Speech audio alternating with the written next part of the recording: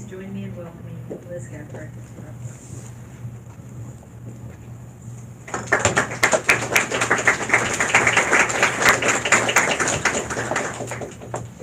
Hi. So today I'm talking about the idea that the world is getting better, specifically that human behavior and people are getting better. Who in here is skeptical before I start? Okay. I figured it was like that. Who in here had a terrible week because of the news? I'm sorry. I would hug all of you if I could. Here's a big mental hug to the whole congregation. Hopefully this talk came at exactly the right time because I know so many people had such a terrible week. We planned it, 3 months ago or 4 months ago, something like that. So it wasn't on purpose, but hey, maybe karma exists, or karma, whatever it is. Some kind of magic exists in the universe to make this sermon happen at this time. I don't know. So you probably already know that the world is richer, healthier, longer lived, wiping out diseases, etc. I don't have to convince you of that, right? This talk focuses on humans. I'm going to tell you that humans are getting better. We are acting better, we're more moral, we're kinder, we're more thoughtful than we ever have been in all of human history. And I have data to prove it. Yeah, I'm not just saying stuff. I have data to prove it. This is actually true. I hope that this talk gives you optimism about the world, about humanity. I'm going to show you that humans are decreasing in their violent behavior and decreasing in tribal attitudes and beliefs over about a 5,000-year span of history. Now, in saying that, I don't want to minimize a single death. Even one murder among 7 billion people on the planet is too many. And we need to continue working toward a goal of reducing all violence. But at the same time, let's not let the news make us lose sight of how we are living in what our ancestors would have thought of as utopia. We are, right now. You're living in it right now. You're living in utopia, whether you realize it or not. If any of your ancestors were transported here with a time machine, they would say, wow, this is incredible. I can't believe you all live this way. It's so peaceful. And we should recognize that, embrace it, be happy about it, and then work to reduce the small amount of bad stuff that still exists in the world. So I'm going to talk first about general concepts. How do we know that violence is decreasing, etc.? Then I'm going to show you data from all violent deaths: war, homicide, genocide, slavery, capital punishment, racism, religious intolerance, sexism, children's rights, LGBT rights, and animal rights. All of these are getting better.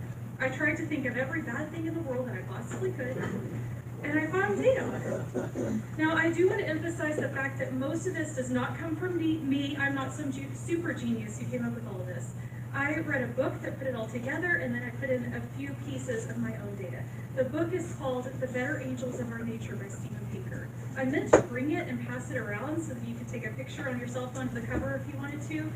But if you're interested in this topic, definitely check out his book because he goes into way more detail than I'll be able to. At the end, I'll conclude by answering a few questions and objections. So here are some caveats first. I'm not claiming the world is perfect. I'd have to be stupid to claim that, right? But the world is getting better. It is. It genuinely is, no matter how it feels at this moment. It really is. I'm trying to use scientific data. I'm not just talking about my own opinion. I'm not giving you anecdotes. I'm not speaking out of extreme pessimism or optimism. I'm trying not to let depression talk, right? Because that's what a lot of us feel, that depression talks, and then we say, oh, the world just sucks. I also want us to not focus on our frustration with a single election.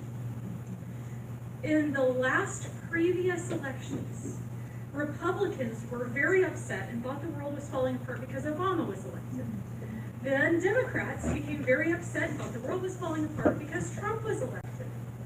Here's the reality. There is not one single election in one country that's going to undo 5,000 years of human progress. It's not going to happen. We're not going back to how we lived 5,000 years ago. The general trend the world is getting better is way bigger than any one politician or it's way bigger. There is no politician who could undo it. Not even Hitler could undo it, and he didn't. We still had that general trend all the way through Hitler. One single election is making the world fall apart, no matter how bad you think that election is. So I realize that a lot of people in the audience might have been disappointed by Obama's election or might have been disappointed by Trump's election, but we're going to look bigger than that. One single election can't undo the world. So, all right. You all ready? Ready? So let's go through just first some general concepts. There are myths about previous generations that a lot of us believe. There are dual opposite myths that appear in literature written about previous generations. Usually previous generations are portrayed as warlike barbarians, or they're portrayed as noble savages. Have y'all ever anybody heard either of these myths before? Yeah, I'm seeing a lot of people nodding. Yeah, that's how previous generations have been portrayed. Both myths assume that the previous generation is foreign, is alien. Both of these myths were perpetuated when Europeans wanted an excuse to enslave Native Americans and blacks. They told either one of these myths. They either told that the myth that all these other people were somehow barbarians and warlike, and white people definitely needed to enslave them and keep them in chains because otherwise they were too dangerous. Or they told the myth that these people were noble savages, they acted like animals or like children, and we're smarter and more civilized than them, and we need to keep them in chains so that we can bring them along. You shouldn't believe either one of them. Both of those myths is rooted in slavery. I won't go into the whole history here, but both are rooted in slavery. They aren't true. Humans in the past have been just like us. Humans in the past had exactly our same genetics. We haven't changed, we haven't evolved that much in the past 5,000 years. Our ancestors were just like us. But here's the difference. Organized, centralized government makes people more peaceful. We have more organized, more centralized government today, therefore we're more peaceful. In areas of the world where organized, centralized government has fallen apart, people have gone back to a lot of extreme violence. But the fact is, the world is now set up in a way, it's almost like a runaway train, so that governments that are organized and centralized exist all over the world, and as soon as one of them collapses, another one springs up in its place. So overall, even though humanity hasn't actually changed, and we could easily go back to that if we were in anarchistic times, all of us could, we would end up in a Lord of the Flies situation, right? But that isn't reality anymore for the world. Organized, centralized government perpetuates itself. It wants to continue existing. It keeps itself alive, and it's very unlikely that organized, centralized government is going to disappear anytime, any place in the world. Make sense? So it's not that humans are so different. We're talking about the role of government. So how do we know how violent people were in the past?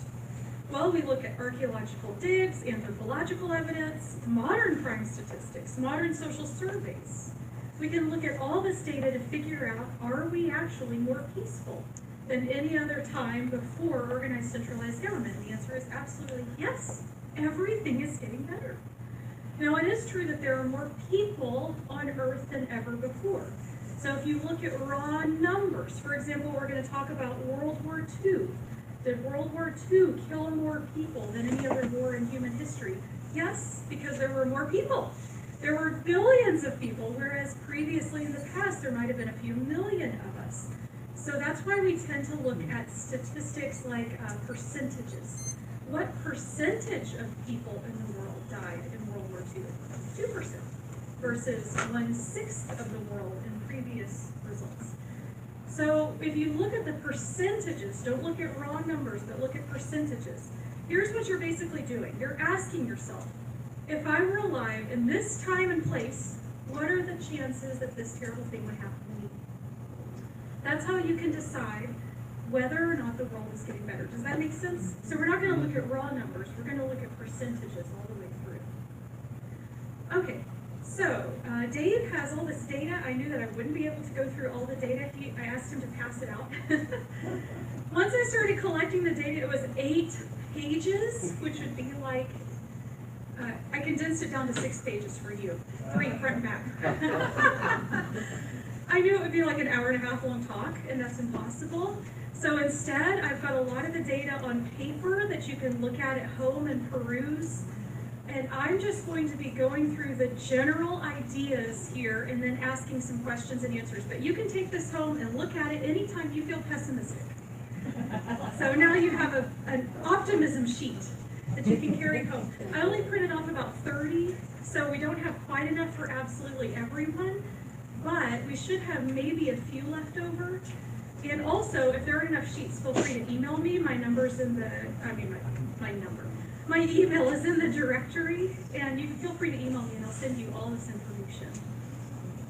And more. I had to stop myself. I got really excited about this, and like I tried to control myself with all this data. But thanks for passing that out, Dave. So I'm just going to show you how to read this data by starting off reading every detail of the very first section here, and then I'm going to go through it really fast. But for example, the percentage of people who die violent deaths in different types of communities across history. Does everyone see that on your sheet at the top? Easy to share. If you talk about chimps, we evolved from some kind of chimp, so we can look at our chimp cousins and see how we might have lived before that. About 50% of all males in chimp communities died. I have 5 more of these left. Oh, who else needs some? Sorry about my nose running here. Is anyone else having allergies? Yep. I brought my own hanky. We're environmental. Behind you.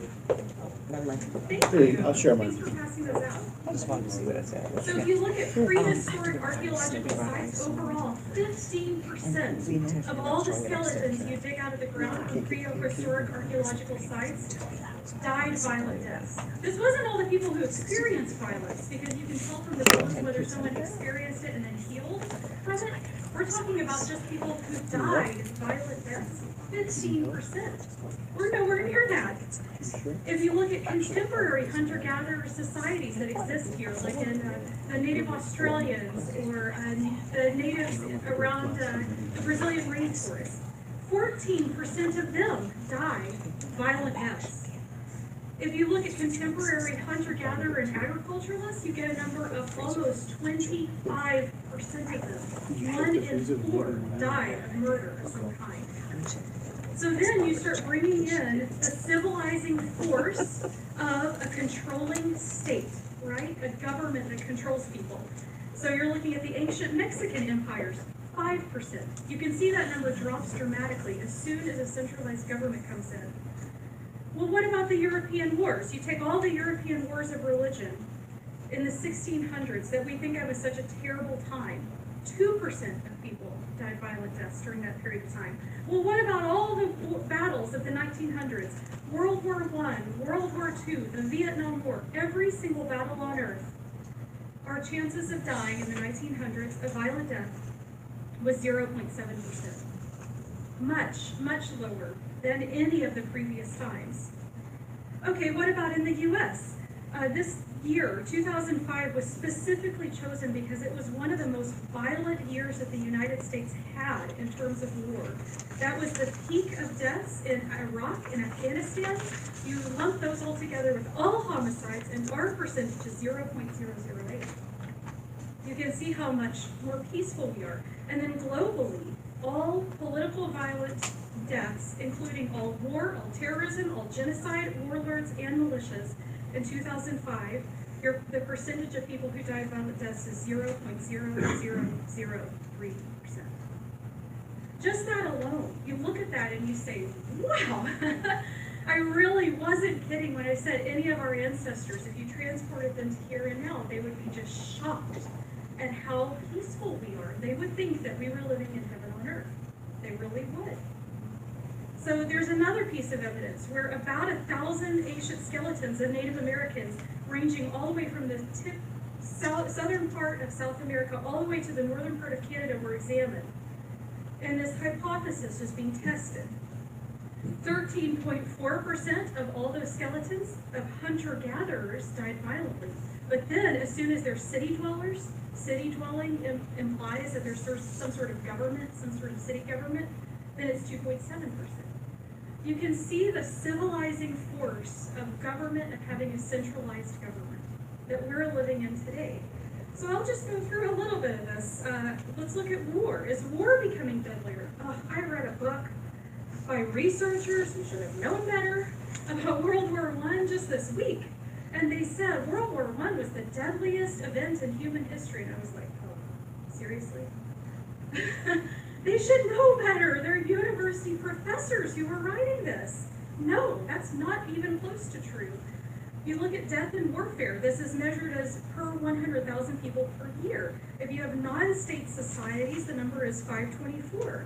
20th century Germany, 2 major wars here. Their number is still 144, so we're talking about a third, close to a fourth of what people had in non-state societies. And you get all the way down to 20th century United States. What about us over the past century? Our number is 3.7. So what about the theory that modern wars are deadlier because we have better tech? Which is true. We have the ability to wipe out all of humanity with our nuclear weapons. So are wars becoming deadlier? No. The deadliest war in all of human history in terms of percentage was the Anlushan Revolt of the 700s. I'm skipping down here a little bit. I'd have to talk as fast as an auctioneer to cover all of this. The Anlushan Revolt of the 700s. Has anyone in here ever heard of this? I had never even heard of it. I went and researched a little bit because I was like, what is this? But fully 1/6 of all humans on the planet died during that revolt. It happened in China. You have to go all the way, if you're ranking the deadliest events in all of human history, you have to go all the way to number 9 before you even get to World War II. So events of the 1900s don't even rank in the top 9. It's incredible. We think that the world is getting deadlier, but we really aren't. And at the bottom of the section where I talked about tech, I said we choose not to kill each other. Yes, we have better tech than ever before. But our technology doesn't actually predict how many people are killed. What actually predicts how many people are killed is human empathy. That's what predicts it, and we're becoming more empathetic. So again, I'm not going to go through all of this. I'm just going to run through it as like big bullet points. But you can see, if you get home and study this, that war frequency has decreased dramatically since we have any good records of it, which would be in the 16th century. War duration has decreased dramatically again, which is surprising. Wars are becoming less frequent, less deadly, and they last a shorter amount of time. I thought this one was interesting. This is under war frequency and duration. The percentage of territorial wars which resulted in redistribution of territory. One of the big reasons why countries go to war with each other is because they want each other's land. But recently, when countries go to war, they don't get each other's land. So there isn't as much incentive for countries to even go to war. You can see in 1675, 80% of all wars resulted in some sort of land redistribution. But today, it's close to 0. So there's less incentive. Countries aren't going to get each other's land. Instead, the international community agrees that the boundaries stay where they are, even if 2 countries go to war. I did want to go over the homicide thing really quickly, and then we'll speed through the rest of it. There's a myth that we all have peaceful ancestors, and it is true that in a society with very few people, homicide can look rare. If you have very few people, then it seems as though it hardly ever happens. So in the U.S. today, our homicide rate is 4.9 per 100,000 people per year, right? The global rate is 6.2 per 100,000 people per year. So let's look at the Semai. They had a book about them titled The Semai, a Non-Violent People of Malay. They're hunters and horticulturalists. Turns out their homicide rate is 30. 6 times higher than ours is, and yet we still have a book about them, about how peaceful they are. The Kung, I'm sure I'm mispronouncing their name because I don't know how to do those guttural sounds, but there was a book about them titled The Harmless People. Their homicide rate is 43 as compared to our 5. The Inuits, there was a book about them titled Never in Anger. Their homicide rate is 100. Yeah. You can compare to the U.S.'s most violent decade, which is the 1970s, the homicide rate was 10. So we in the U.S. are literally writing books about how peaceful other people are when they have 100 or 10 times the homicide rate of us. It's a myth. It's a total myth. You shouldn't believe it when you read these books about how all these other people are so peaceful. It's not true. So several of the reasons why homicide rates are dropping, in a tribal system, justice is just about one-on-one vengeance and blood feuds. Whereas today, if someone murdered someone close to you, you would be very unlikely to organize the neighborhood and go hunt that person down, right? Instead, you're a lot more likely to wait for the court system, to wait for justice to happen in that way. This is why centralized governments are so much more peaceful. So again, I'm going to have to speed through it. I don't want anyone to be late getting to our delicious potluck. But you can see that genocide is a similar situation. Genocide is only now starting to be even considered a crime. And now we're starting to decrease the amount of genocide that happens. Even today, when people deny the Holocaust, they deny it. They don't excuse it. They don't act as though the Holocaust should have happened or that it was a good thing. Every point previously in history, people have acted as though, well, those people deserved it or they were the losers in the war. So even, I know this sounds surprising, but if you hear someone as a Holocaust denier think, yes, we're getting better, because it's true. When people are cruel to each other, the best they can do is deny it, that the Holocaust happened, rather than excusing it or saying they deserved it or they lost or whatever. All the factors that prevent genocide are increasing. Democracy, international trade, openness to new ideas, political stability. So then let's move on down to slavery. Slavery is also decreasing all across the world. Capital punishment. Capital punishment has decreased dramatically. Not only that, it's not nearly as harsh. We try to kill people in humane, kind ways rather than torturing them. So we are killing as many people and we're doing it in a more humane way. So now let's look at racism. By every measure that you can figure out, racism is decreasing across the world. I have figures here for the US, but these same figures could be international. Racism is decreasing all over the world. Just to pick out one small thing, disapproval of interracial marriage. In 1955, 95% of Americans disapproved of interracial marriage. In 1998, 32%. That number dropped like a stone in 2 generations. That is dramatic and it's exciting. And again, no one election is going to be able to undo this. No election can. I know that people accused Obama of stoking racism. I know people accused Trump of stoking racism. The fact is, those numbers might increase slightly, but we're never going back to 1955. It's not happening. Religious intolerance. In 1924, 91% of people held religiously intolerant beliefs. By 1980, 38% here in the U.S. did. This is one of the things that gives me the most hope, especially this week, because sexual assault has been in the news. If you look at the figures for rape, in 1970, 250 rapes per 100,000 people per year were reported to the FBI. By 2008, that number was 50. We had a change from 250 to 50. That is a 5-fold decrease. And the FBI is careful to say more people are reporting now. So the actual decrease is probably 10 or 20 times decrease. In just this short amount of time, that's like one generation. The number of sexual assaults has decreased at least 5 times, which is incredible. Then you start looking at abuse. You have similar things. Assaults by an intimate partner. In 1993, we had 1,000 per 100,000 people per year. In 2005, we had 300. 3 times fewer. I mean, that's incredible. So what about children's rights? I think we underestimate how common infanticide was in our past. But around 10 to 15% of all newborns were killed outright in most non-state societies. Today, the percentage of newborns who's killed is 0.00005%. Of course, any one child that's killed we think is heartbreaking, but look at these numbers. This is incredible. Now it's a rare enough event that it makes the news. It definitely wouldn't have made the news in a non-state society. So some people claim that we're just killing babies before they're born, but actually abortion is also on the decline. Something that a lot of people don't know is that in prehistoric societies, abortion was extremely common. For example, the Roman Empire, I realize that wasn't prehistoric, but in the Roman Empire, they had an abortifacient that was a plant that women would eat and it would give them an abortion. They had it on the Roman coin.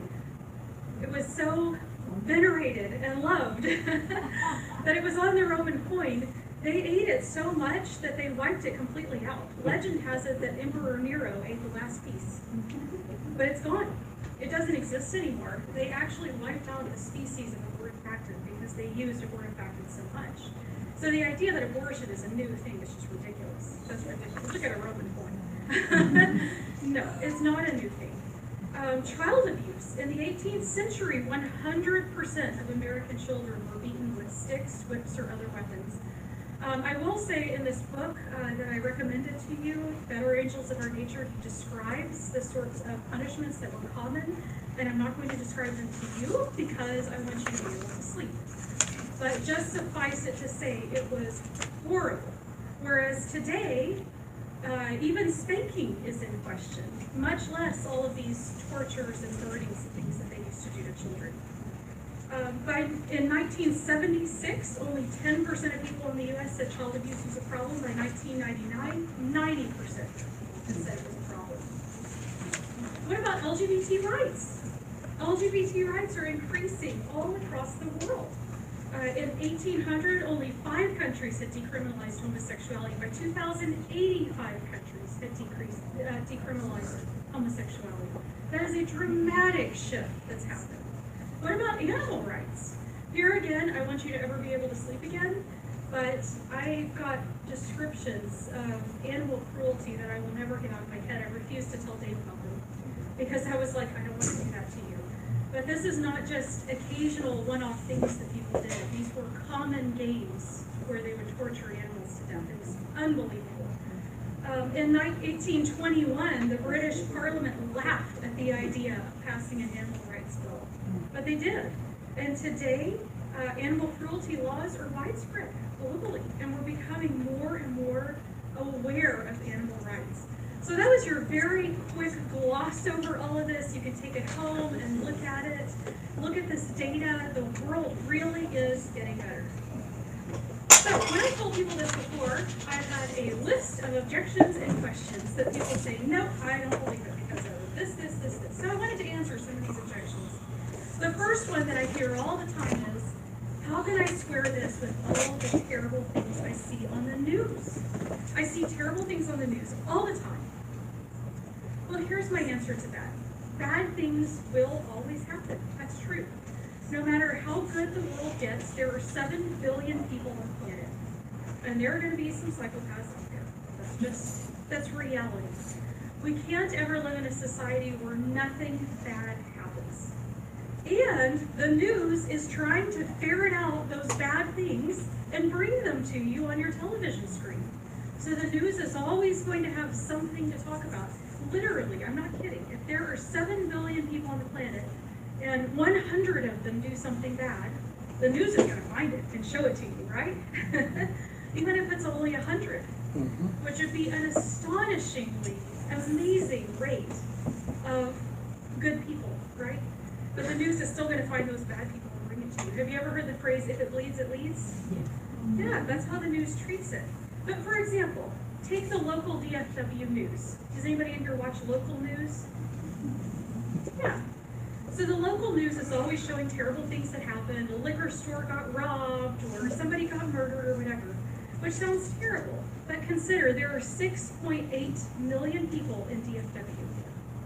Every night the news is showing you the worst thing that happened to 6.8 million people. That's what they're showing you. If you start watching the news like that, which that's not just an optimistic view, that's real. That's real life. The news really is showing you this. That's not just me saying that. every night watch the news and ask yourself, what is the worst thing that happened to 6.8 million people today? Only a liquor store was robbed? Wow, that's not that bad, right? We underestimate how many people there are and how many bad things could happen. Okay, so what about terrorism? A lot of people feel that terrorism is increasing and that that's terrible. Well, terrorism is difficult to define and measure. You probably already heard the phrase, one person's terrorist is another person's freedom fighter. Has anyone heard that phrase before? We have lots of examples throughout history of histories being written of people who were terrorists, but they won, so they called themselves freedom fighters. For example, during the Revolutionary War, all the people that we venerate as the revolutionaries might have been considered terrorists by the British. If they hadn't won, we would probably learn about them as terrorists in our history books. So terrorism certainly is not anything new. No way. Every time you have a larger centralized government and people are in tiny little bands or individuals who are trying to fight it, that's basically terrorism. But since violence in general is decreasing, terrorism probably is as well. Since we can't define terrorism very easily, we can't really measure it very easily, so there's very little proof, but since everything else about violence is decreasing, chances are very high terrorism is as well. Modern people have non-violent solutions to political problems. We can protest, we can vote, we can run for office, we can turn to social media, we can give speeches, we can write books, we can join or create clubs, we can bring lawsuits, we can go to international courts. We don't have to bomb a Capitol building to get anything done, right? So chances are extremely high that we are living in a world with decreasing terrorism, in spite of the fact that it's difficult to prove because of that definitional problem. Okay, what about school shootings? This is one that everyone thinks school shootings are increasing. They're not. They're actually not at all. We don't have very good data any earlier than around the 1980s because the government didn't keep that data. But since we've been keeping data, school shootings have been decreasing. School shootings are much lower now, much lower incidence now than they were in the 1980s when we had data. So why do we all think it's increasing? News. That's always the answer here. School shootings up until around the early 2000s were always considered local news. They were not considered national news. So in any one given location, a school shooting might only happen every 50 or 100 years. And so you would only hear about it or see it every 50 or 100 years. But now that school shootings are considered national news, we're hearing about all of them happening across the country in locations that we wouldn't have heard about before. So we have a perception that school shootings are increasing. So what about before the 1980s? We don't have good data. The government didn't keep good data. The first record that we have in a newspaper of a school shooting was before the U.S. was the U.S. It was the 1740s or so. And by then, the way the newspaper covered it, it seemed as though school shootings were common enough that the newspaper writers were really shocked. In fact, we have a letter to the newspaper, like an editorial in the 1800s, where someone says, look, if the kids are all going to shoot each other at school, the least we can do is arm all the boys and teach them how to shoot, so at least they have a fighting chance. Yeah. Sounds familiar. School shootings were much more common in the 1800s when fifth graders were walking a mile or two to school through a territory that might hold wolves and bears. So it was common for kids to carry guns to school. And how much do you trust the judgment of a fifth grader? We have tons of records of kids shooting each other over romantic rivalries or hating their teacher or whatever it is. Although no one was keeping careful records to be able to compare, we can look through local newspapers. And all the available data suggests that school shootings were much more common the further back you go. Makes sense? So that's not a new thing. And in fact, the world is getting better in that way. Okay, so here's another question I always get. But I feel like things are worse now than they were a year ago, or 5 years ago, or 10 years ago, whatever this person says to me. So here's what I have to say. Trends aren't smooth progressions. Trends always go like this. So you can see small little bumps. If you look 5 years or 10 years or something like that, everything is like this, everything. The number of people who own cell phones, they go like that. The number of people who own cars, it goes like that. Every trend you can think of, it goes like this. Trends never go smoothly. So don't look at 5-year data or 10-year data. Look at the bigger picture in order to really understand where the world is going. And you can look long-term. You can think about democracy, human rights, less tribalism, literacy, science knowledge. Okay, so here's another variation on that. But I remember the world being better when I was a kid. I've heard that one a lot. I remember the world being better. Here's what I say to that. I'm not trying to be rude, but memory is more likely to lie than data is. Yeah, memory is much more likely to lie than data is. Surveys show that people today are more afraid, even though danger is actually decreasing. So I understand that you're more afraid. I have big surveys that show that people are more afraid. But the actual data, not looking at our fear, looking at actual risk, shows that the world is getting better. The 24-hour news cycle feeds fear. If you find yourself constantly afraid, turn off the 24-hour news. And you'll probably feel a lot better. If you had no 24-hour news today and no 24-hour news when you were a kid, you might see things as they really are. But the 24-hour news cycle feeds our fear. And here's another question. My grandma said this to me once, and she said, the world is getting so much worse. I said, really? Are you telling me that the world is more racist than when you were a kid? And she goes, oh no. That the world is more sexist than when you were a kid? No. That it's more homophobic than when you were a kid? No. She goes, yeah, I probably shouldn't have said that, shouldn't I? She had worked in the civil rights movement. She was one of those people who went and knocked on doors and tried to make all the people in Dickinson, Texas, which is a suburb of Houston, try to vote for civil rights. I was like, really? Are you kidding me, Grandma? But yeah, really think about it. Another thing to think about is don't mistake new concern for a new problem. A perfect example of this is the Me Too movement.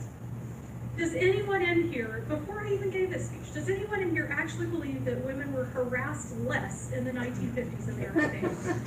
No, of course not. Concern is rising. We're recognizing that it's a social problem, which is actually good.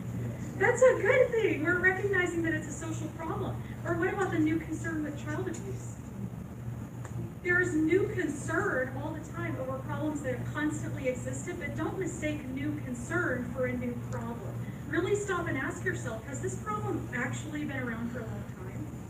Yeah, it has. The fact we're talking about it is actually positive. That's great. That's wonderful. Okay, so what about nuclear weapons? What about nuclear weapons? Yeah, they're scary. I don't deny that at all. They can destroy all human life. But luckily, our ability to create nuclear weapons is rising at the same time that we've become concerned with human rights. We're just lucky in that way. I guess Earth is lucky. We're decreasing our wars. We're decreasing the number of civilians who are killed in wars, and we're decreasing the number of soldiers who are killed in wars. Overall, war is becoming more a positive thing. It's becoming less violent. And I realize that our technology is getting scarier, but we are getting better at the same time. We aren't using it. We aren't using this technology. Okay, so here's another one I get all the time. I feel like America is in decline. I hear that a lot. Has anyone ever heard that or been concerned about it? I feel like America is in decline. And my answer is, yeah, maybe. Yeah, maybe it is.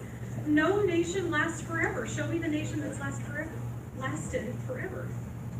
It doesn't exist. I guess the closest you can get is Egypt, maybe. But even then, it was really like 20 nations, one on top of the other.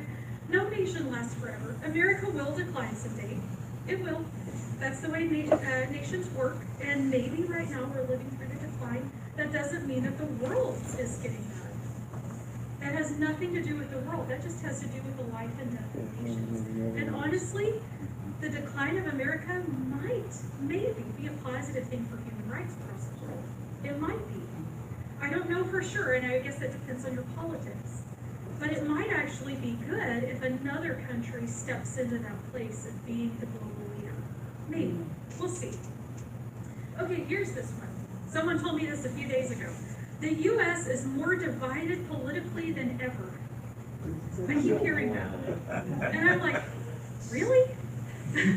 More divided than during the Civil War? Are you sure? Really? What about more divided than during the Civil Rights Movement when people were shooting each other with, fire hoses and sicking dogs on each other and lynching each other? Really? We're more divided than that? Like, don't just think these negative things, really question them. Ask yourself, is that really true? Start thinking through American history and say, is it really that bad? I also hear we got the worst leader ever in American history. I'm like, really? Calvin Coolidge, anybody? It was so immature, he used to ring the little bell to get the servants in the White House and then hide behind the curtains and giggle while the servants came into the room and said, the room's empty. Yeah, we have the most immature leader ever. No. Calvin Coolidge was way more immature. But really ask yourself about history. Really ask. I personally feel as though our past divisions focus more on race and religion, and today we're starting to shift our primary identity to be about politics. So now we're starting to focus on politics more so it can feel that way. But the reality is, our previous divisions, race and religion, these are the sorts of things we did to each other over it. We started wars, we enslaved each other, we started hate groups, we committed genocide based on those. We are not doing those things over politics. No Republican is threatening genocide of all Democrats, or Democrats threatening genocide of all Republicans. We're doing better. At least, well, there's all kinds of random yahoos on the internet, but I'm talking about like the actual, I've got like 3 more points. So here's another question. Aren't science, literacy, and intellectualism on the decline? This would drive me crazy. Really? Do you really think people are less literate today than 150 years ago? Than 500 years ago? Are we really less scientifically literate than, for example, Thomas Jefferson, who had books of magic in his library? You can go see them now, where you get rid of warts by jumping over the doorstep and sacrificing a chicken or something. No! In fact, popular TV shows and movies with scientific heroes would have been unheard of 50 years ago. And now they're everywhere, aren't they? Those are our heroes. Okay, so here's another one. Isn't the education system in the U.S. failing? Oh, I hear that one all the time. Students are supposedly so much dumber than they were a century ago.